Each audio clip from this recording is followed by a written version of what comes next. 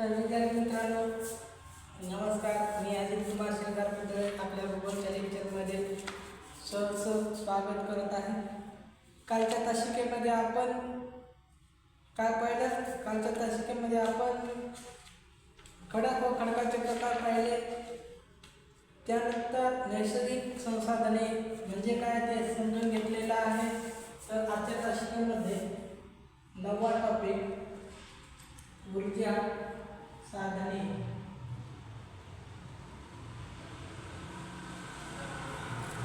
तर हे चित्र आहे, या चित्राचं सहाय्याने तुम्ही समजून घ्या आणि आपण सरळ आपण भौगोलिक स्पष्टीकरणाद्वारे आपण समजून घेणार आहोत. तर ऊर्जा संसाधन म्हणजे काय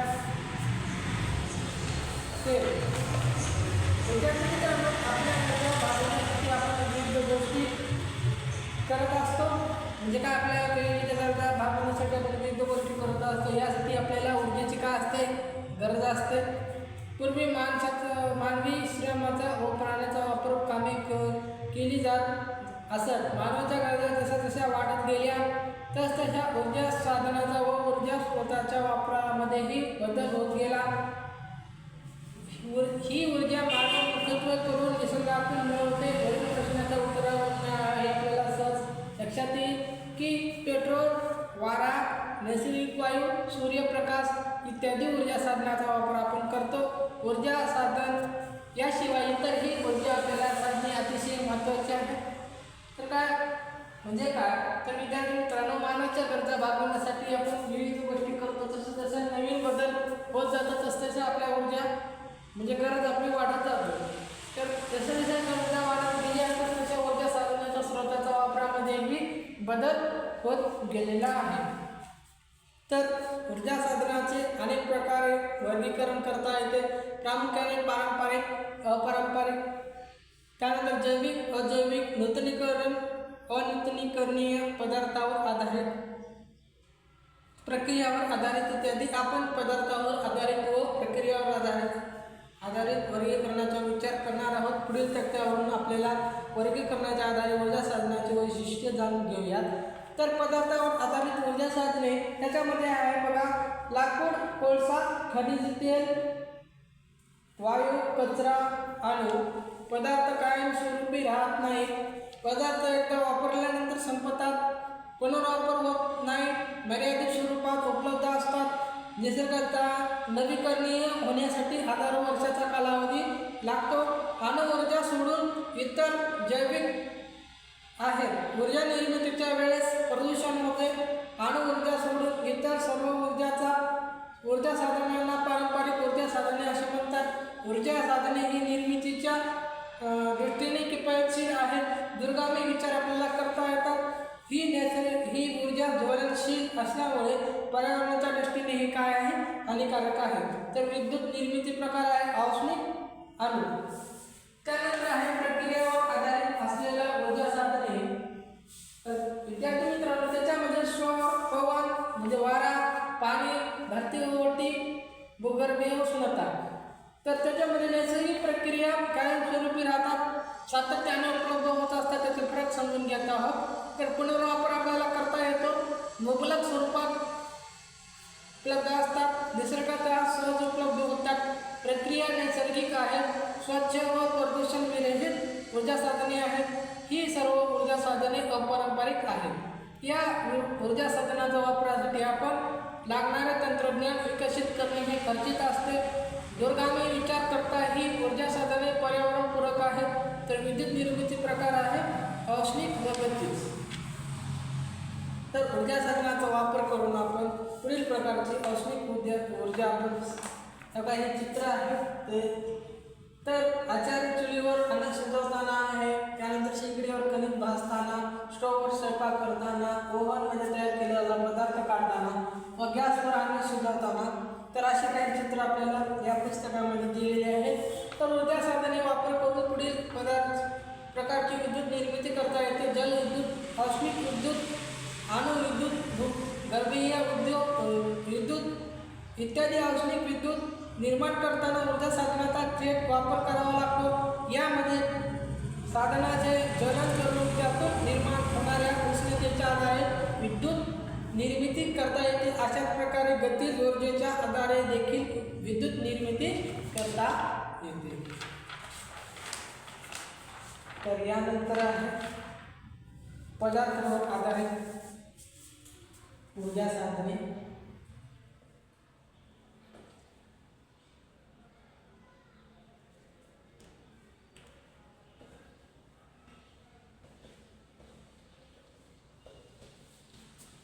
तर विद्यार्थी मित्रांनो, खेडेगावामध्ये चुलीवर स्वयंपाक करण्यासाठी लाकूड मोठ्या प्रमाणात वापरण्यात येते. पहिला आहे लाकूड, त्यानंतर आहे कोळसा,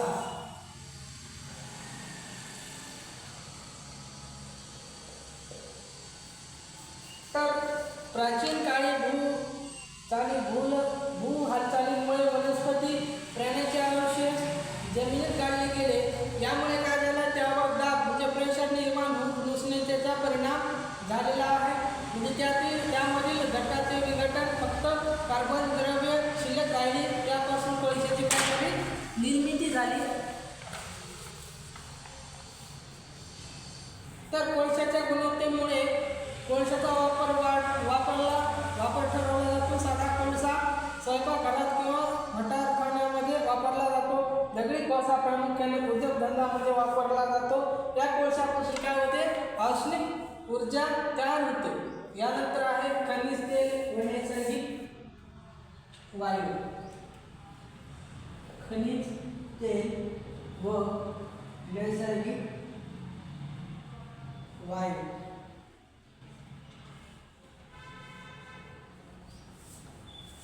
तर भू हालचालीमुळे ज्याप्रमाणे दगडी कोळशाची निर्मिती होते, त्याचप्रमाणे खनिज व नैसर्गिक वायूची निर्मिती होते.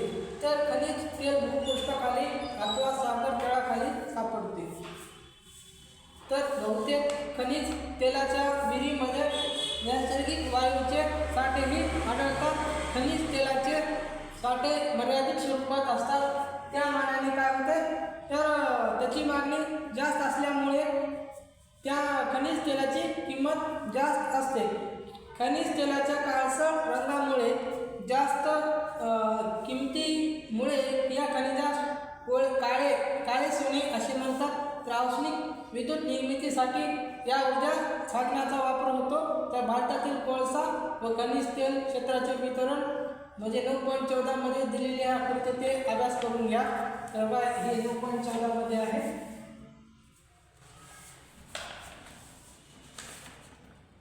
यानंतर आहे बायोगॅस.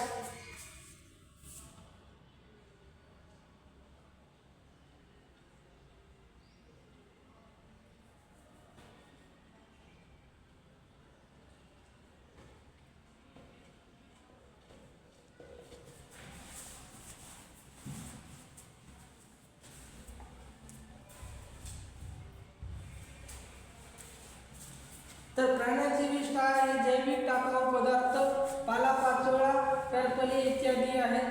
तर याचा वापर करून बायोगॅसची आपल्याला काय करता येते, निर्मिती करता येते. हे चित्र कशाचे आहे, बायोगॅसचे आहे. तर या ऊर्जेचा वापर स्वयंपाकघरातील गॅस, पाणी गरम करणे, दिवे प्रकाशित करणे यासाठी आपल्याला करता येतो. काही शेतकऱ्यांनी स्वतःच्या घराच्या आवारात बायोगॅस प्रकल्प उभे केले आहेत. त्यामुळे घरातील ऊर्जेची गरज आपल्याला भासते. त्यानंतर आहे कचऱ्यापासून ऊर्जा.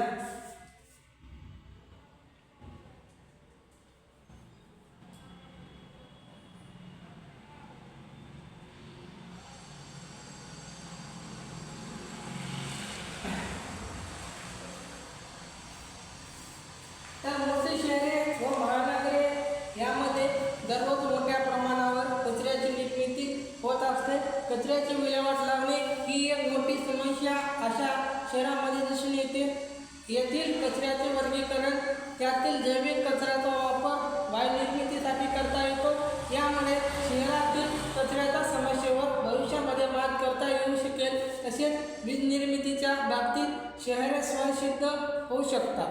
वरील सर्व ऊर्जा साधने वनस्पती व प्राणी यांच्या मृत अवशेषामुळे निर्माण झालेली असल्यामुळे त्यांना काय म्हणतात, जैविक ऊर्जा साधने असे म्हणतात.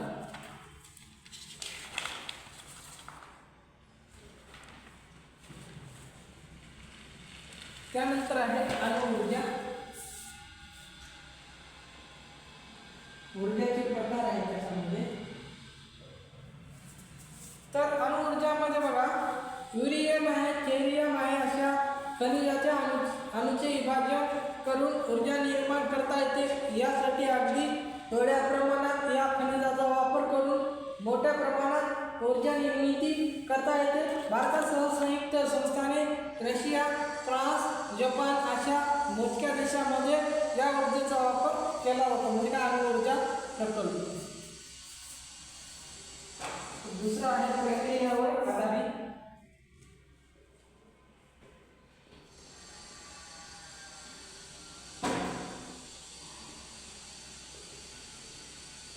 ऊर्जा साधने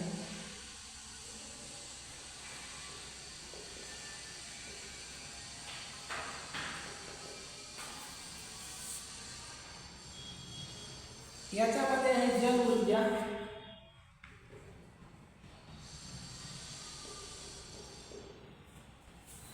तर वाहत्या पाण्याच्या गतिज ऊर्जेमुळे मिळवलेल्या ऊर्जेला जल ऊर्जा असे म्हणतात. तर या ऊर्जेचा वापर करून जलविद्युत निर्मिती केली जाते. या जल ऊर्जेमुळे पर्यावरणाची हानी होत नाही. तसेच जलविद्युत निर्माण करताना वापरलेल्या पाण्याचा पुन्हा वापर करता येतो. उदाहरणार्थ पंजाबमधील भांगरा, नांगल, महाराष्ट्रातील कोयना इत्यादी. तर त्यानंतर आहे पवन ऊर्जा.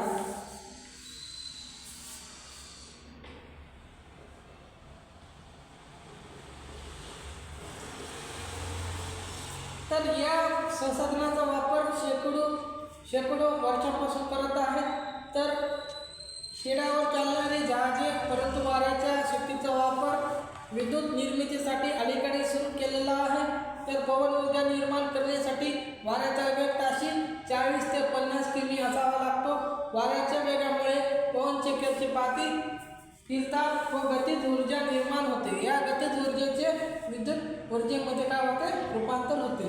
तर शेतीसाठी, घरगुती वापरासाठी, उद्योगासाठी या ऊर्जेचा वापर केला जातो.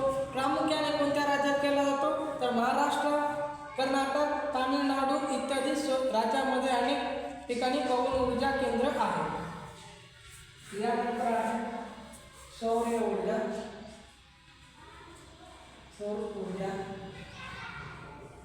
सौर ऊर्जामध्ये सूर्यापासून आपल्याला प्रकाश मिळतो, तर उष्णता मिळते. सौर ऊर्जेची तीव्रता पृथ्वीवरील उष्णकटिबंधामध्ये सर्वात जास्त आहे, हे आपण शिकलो आहोत. तर भारतासारख्या उष्णकटिबंधीय देशात या सौर ऊर्जेचा वापर करण्यास भरपूर वाव आहे. तर त्याचं उदाहरण म्हणजे महाराष्ट्रातील धुळे जिल्ह्यातील साक्री येथील सौर विद्युत प्रकल्प. सौर ऊर्जेद्वारा कुकर, दिवे, हीटर, वाहने इत्यादी उपकरणे चालवता येतात. या सौर ऊर्जेची निर्मिती सूर्यकिरणाची तीव्रता व सूर्यदर्शनाचा कालावधी यावर अवलंबून असते. म्हणजे काय, त्याचे विविध प्रकार आहेत. त्यानंतर आहे सागरी ऊर्जा.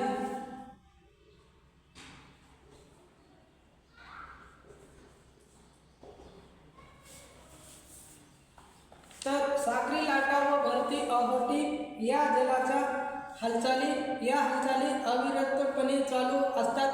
लाटाचा वेग व शक्ती याचा वापर करून वीज निर्मिती तयार करण्याचे आता तंत्र अवगत झाले आहे.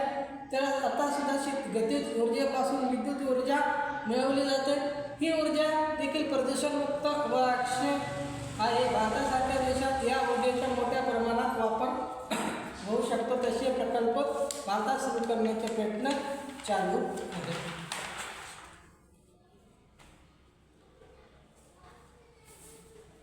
यानंतर आहे भूऔष्णिक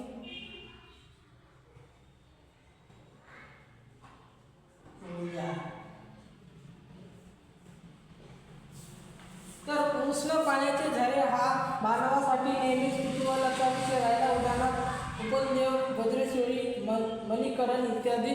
पृथ्वीच्या अंतर्गत भागातील तापमान प्रत्येक 32 मीटरला 1 अंश सेल्सिअसने वाढते. या जमिनीखालील तापमानाचा वापर आता विद्युत निर्मितीसाठी करण्याची प्रक्रिया मानवाने म्हणजे काय आपण अवगत केलेली आहे, म्हणजे या माणसाने आपण केलेली आहे. या औष्णिक ऊर्जेचा वापर विद्युत निर्मितीसाठी करता येतो. भारतात हिमाचल प्रदेश राज्यात मणिकरण येथे असा प्रकल्प आहे. वरील सर्व ऊर्जा साधने ही अजैविक ऊर्जा साधने आहेत. या ऊर्जा साधनेमुळे कमीत कमी प्रदूषण होते. ही ऊर्जा साधने म्हणून ओळखले जातात. तर भूपृष्ठापासून पृथ्वीच्या केंद्रापर्यंतचे अंतर 6373 किमी आहे. त्यातील तापमान 4000 सेल्सिअस असते. त्यानंतर माहीत आहे का तुम्हाला, तर आधुनिक तंत्राच्या सहाय्याने आता वीज निर्मिती केंद्रापासून 800 किमी अंतरापर्यंतचे विजेचे वाहन कोणत्याही गळतीशिवाय होऊ शकते. त्यापुढे वीज पोहोचायची असेल तर वीज गळती. 1 किलो युरियनपासून मिळणारी वीज 10,000 टन कोळसा जाळून निर्माण होणाऱ्या विजेपेक्षा एवढी असते. 10,000 किलो टन. तर सदर माहितीचे संकलन दुसऱ्या दिवशी वर्गात सादर करणे हे सर्व गटाच्या सादरीकरणातून उत्कृष्ट पर्यावरणपूरक ऊर्जा साधनाची निवड करावी. ऊर्जा साधनाचा वापर अतिशय काळजीपूर्वक केला तर वाढती लोकसंख्या, शहरीकरण, औद्योगिकरण, मानवाच्या वाढत्या गरजा इत्यादीमुळे ऊर्जेची निर्मिती सतत मागे वाढत आहे. पर्यायी अपारंपरिक ऊर्जा साधनाचा वापर करणे आवश्यक आहे. ऊर्जाचा वापर काटकसरीने करणे हे आवश्यक आहे. यासाठी आपण विजेचा अनावश्यक वापर नेहमी टाळला पाहिजे. हे सर्वांना सहज शक्य आहे. तर अशा प्रकारे आपण काय पाहिलं, ऊर्जा साधने पाहिलेले आहे. पदार्थावर आधारित आणि प्रक्रियावर आधारित. पदार्थावर कोणता आहे, लाकूड, कोळसा, खनिज तेल, नैसर्गिक वायू आहे, बायोगॅस आहे, कचऱ्यापासून ऊर्जा आणि ऊर्जा. त्यानंतर प्रक्रियावर आधारित ऊर्जा साधनेमध्ये काय आहे, जल ऊर्जा, पवन ऊर्जा, सौर ऊर्जा, साखळी ऊर्जा व औष्णिक ऊर्जा. तर उद्याच्या तासामध्ये आपण मानवाचे व्यवसाय म्हणजे काय ते समजून घेणार आहोत. तर व्हिडिओ आवडला असेल तर लाईक करा, सबस्क्राईब करा, शेअर करा, कमेंट्स करा. धन्यवाद.